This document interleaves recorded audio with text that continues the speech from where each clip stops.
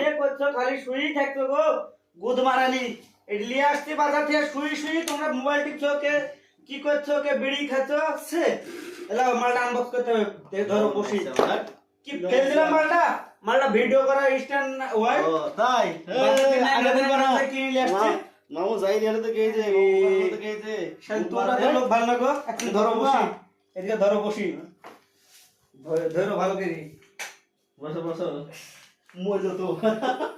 আর ধনের পায়েটা ভালো লাগে এবারে মজা তো একটা পাতো ডাক্তার সম্বন্ধে বলছে পাবচ্ছি কে ধনের মধ্যে